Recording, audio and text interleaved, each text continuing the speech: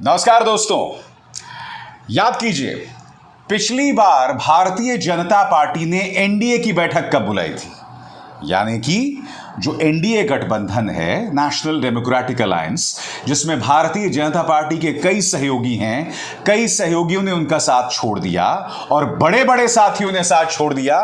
मसलन अकाली दल, शिवसेना की जो उद्धव ठाकरे फैक्शन है, इन तमाम लोगों ने उनका साथ छोड़ दिया। मैं आपसे पूछना चाहता हूं, पिछली बार एनडीए की बैठक कब बुलाई गई?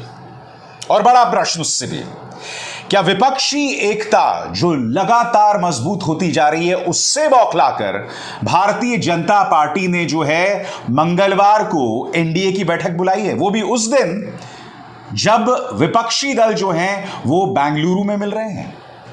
सबसे शॉकिंग बात दोस्तों कि एक तरफ एनडीए की बैठक हो रही है और नड्डा साहब ये दावा कर रहे हैं कि 38 दल शामिल हो रहे हैं। दूसरी तरफ उन्हें खुद को भी नहीं पता कि वो 38 दल कौन से हैं। और दूसरी तरफ भारतीय जनता पार्टी के कहने पर मीडिया ने विपक्षी एकता पर जो बैठक बुलाई जा रही है उसके खिलाफ सुपारी ले ली है। झूठी खबरें प्रसारित की जा रही हैं कि शरद पवार जो हैं उस बैठक में नहीं जा रहे। चाहे इंडिया टीवी हो, एबीपी न्यूज हो, सभी उस झूठ को बोल रहे हैं। वो मैं आपको बतलाऊंगा दोस्तों, मगर सबसे पहले आज बाकायदा बीजेपी अध्यक्ष जेपी नड्डा ने प्रेस कॉन्फ्रेंस बुलाई और जब उनसे सवाल पूछा गया कि भैया 38 दल कौन कौन से हैं, कौन कौन से दल शामिल हो रहे हैं, तो इसका जवाब नहीं था। उन्होंने कहा वो आप कल ही देख लेंगे, हम तो एक एजेंडा लेकर चलते हैं और जो उसके साथ शामिल होना चाहता है वो शामिल हो जाए। सुनिए क्या कह रहे हैं नड्डा साहब। देखिए, कल की बैठक में कौन लोग शामिल होंगे ये आपको कल पता, तस्वीर सामने हो जाएगी। लेकिन एक बात आप ध्यान में रखिए, हमने पहले भी कहा एनडीए का एजेंडा स्पष्ट है, देश सेवा के लिए सबको साथ लेकर के चलना। हमने किसी को कभी भी किसी मोड़ पर नहीं छोड़ा है। हमने हमें छोड़ के जाने वालों के बावजूद भी हमारी बातचीत, हमारा व्यवहार, हमारा आचरण हमेशा दोस्ताना रहा है, क्योंकि हमारा ब्रॉडर पिक्चर है सबका साथ, सबका विकास, सबका विश्वास, सबका प्रयास, for that larger cause. Now they have to decide for that larger cause वो कब आना चाहते हैं। समय समय पर रीथिंकिंग शुरू होती है। ये हमारे हाथ में नहीं है, ये उनके हाथ में है। फिलहाल नहीं, हम कभी न्योता देते नहीं है, हम एजेंडा बताते हैं। इसके साथ खड़े होना चाहते हो, होइए। मगर एक तरफ नड्डा साहब ये कह रहे थे दोस्तों, और दूसरी तरफ बाकायदा मीडिया ने सुपारी ले रखी थी भारतीय जनता पार्टी की विपक्षी दलों के खिलाफ। सबसे पहले ये देखिए, आज होने वाली विपक्षी दलों की बैठक में नहीं जाएंगे शरद पवार, आज प्रेस कॉन्फ्रेंस कर सकते हैं पवार। अब ये देखिए एबीपी न्यूज, विपक्षी दलों की बैठक बेंगलुरु में 17 और 18 जुलाई को होने जा रही है, जिसमें 24 पार्टियां शामिल होंगी। वहीं अब शरद पवार के मीटिंग में ना शामिल होने की बात सामने आई है, जबकि वो 18 जुलाई को जा रहे हैं। मैं आपको बतलाना चाहता हूं कि इनके रिपोर्टर ने, जो पहले भी झूठ बोलते हुए पकड़ा गया है, क्या ट्वीट कर रहा है। बेंगलुरु में हो रही विपक्षी एकता की बैठक में नहीं जाएंगे शरद पवार। क्या अनुभवी शरद पवार को पहले से मालूम है इस एकता का क्लाइमैक्स? झूठी खबर, जैसे मैंने बताया 18 जुलाई को शरद पवार जा रहे हैं। यही नहीं दोस्तों, मैं आपको यह भी बतला दूं कि आज कुछ बैठकें थी उनकी अपनी, जिसकी वजह से वो नहीं जा सके। मगर सिर्फ एक ही एक व्यक्ति नहीं है या इसका चैनल नहीं है, कई चैनल्स इस तरह से कह रहे हैं। हालांकि न्यूज 24 ने शरद पवार के बयान को जरूर पेश किया है। वो कह रहे हैं, मैं भाजपा का समर्थन नहीं कर सकता, अपनी प्रगतिशील राजनीति आगे जारी रखूंगा। एनसीपी के अध्यक्ष शरद पवार का बयान। बड़ा प्रश्न, गोदी मीडिया झूठ क्यों बोल रहा है?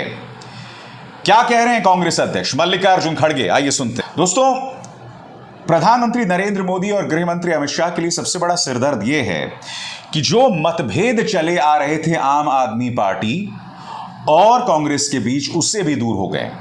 चूंकि आप जानते हैं कि दिल्ली पर कंट्रोल करने के लिए, दिल्ली की सेवाओं पर कंट्रोल करने के लिए, क्योंकि सुप्रीम कोर्ट से करारा तमाचा जो है वो बीजेपी सरकार को मिल गया था, जिसमें सुप्रीम कोर्ट ने अपने आदेश में कहा था कि दिल्ली की सेवाओं पर, यानी कि उनके अधिकारी जो हैं पहले रिपोर्ट करेंगे दिल्ली सरकार को जो चुनकर आई है। अब भारतीय जनता पार्टी इस कदर बौखला गई कि वो इसके खिलाफ संसद में अध्यादेश ला रही है। आम आदमी पार्टी की एक शर्त थी कि कांग्रेस इसका जो है ये जो अध्यादेश ला रही है उसका विरोध करे।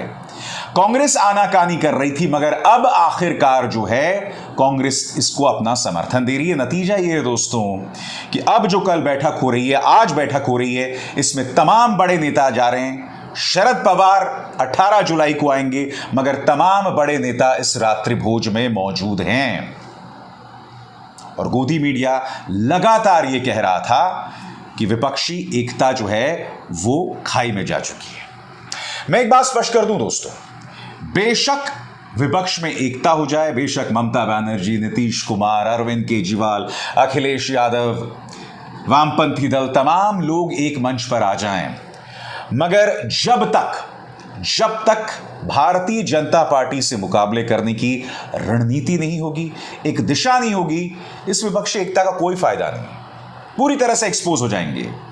इसीलिए बीजेपी से मुकाबला करने के लिए आपको मुद्दों पर लड़ना होगा, एक कॉमन मिनिमम प्रोग्राम बनाना पड़ेगा, न्यूनतम साझा कार्यक्रम, उसके बगैर बात नहीं बनने वाली है। और हां, बहुत जरूरी बात जिस पर आपको गौर करना पड़ेगा, प्रधानमंत्री ने संसद में क्या नारा दिया था? एक अकेला सब पर भारी, ऐसी कुछ नारा था ना वो। देश देख रहा है एक अकेला कितनों को भारी पड़ रहा है। अब बीजेपी ये बता रही है हमारे साथ 38 पार्टियां हैं। आप मुझे बताइए ना, ये जो तमाम पॉलिटिकल पार्टीज बीजेपी के साथ हैं, ऐसे में प्रधानमंत्री कैसे दावा कर सकते हैं कि वो अकेले हैं? और उस अकेले से जो है पूरा कुनबा, भानुमति का कुनबा, नड्डा साहब ने आज प्रेस कॉन्फ्रेंस में विपक्षी एकता को भानुमति का कुनबा बताया। और ये जो ऑपोजिशन के अलायंस है ये भानुमति का कुनबा है, और कहीं का ईंट कहीं का रोड़ा, भानुमति ने कुनबा जोड़ा, इस तरीके का ये अलायंस है। न तो इनके पास नेता है, न ही नीयत है, न ही नीति है, और न ही फैसला लेने की ताकत है। मैं फिर आपसे सवाल पूछता हूं, अगर प्रधानमंत्री नरेंद्र मोदी अकेले हैं तो 38 दल कैसे हैं उनके साथ? फिर आपकी तन्हाई कैसे हो गई? फिर आप अकेले कैसे हो गए? क्योंकि आपको राजनीतिक शहीद बनना है, अपने आप को बेचारा बताना है, अपने आप को एक ऐसे व्यक्ति के तौर पर पेश करना है कि देखो मैं तो अकेला हूं और ये सब मेरे खिलाफ हैं, जबकि आपके साथ 38 दल हैं जैसा कि आप दावा कर रहे हैं। तो बड़ा सवाल, आप अकेले नहीं, आपके साथ बहुत लोग हैं। और सबसे बड़ी बात, अगर वो 38 भी नहीं होते तो आपके पास सीबीआई है, इनकम टैक्स है, एनआईए है कि नहीं है, ईडी है, भूल गए? ईडी पर जो सुप्रीम कोर्ट ने करारा तमाचा मारा था, संजय मिश्रा का जो कार्यकाल आप लगातार बढ़ा रहे थे, वो याद है कि नहीं आपको? तमाम एजेंसीज हैं, तो आप अकेले होने का दावा कैसे कर सकते हैं? वो दावा आप कतई नहीं कर सकते। बहरहाल राजनीति बहुत दिलचस्प है, मगर जैसे मैंने कहा, विपक्षी एकता के कोई फायदे नहीं है अगर आपके पास रणनीति नहीं है। अब इसार शर्मा को दीजिए इजाजत। नमस्कार। स्वतंत्र और आजाद पत्रकारिता का समर्थन कीजिए, सच में मेरा साथी बनिए। बहुत आसान है दोस्तों, इस ज्वाइन बटन को दबाइए और आपके सामने आएंगे ये 3 विकल्प, इनमें से एक चुनिए और सच के इस सफर में मेरा साथी बनिए।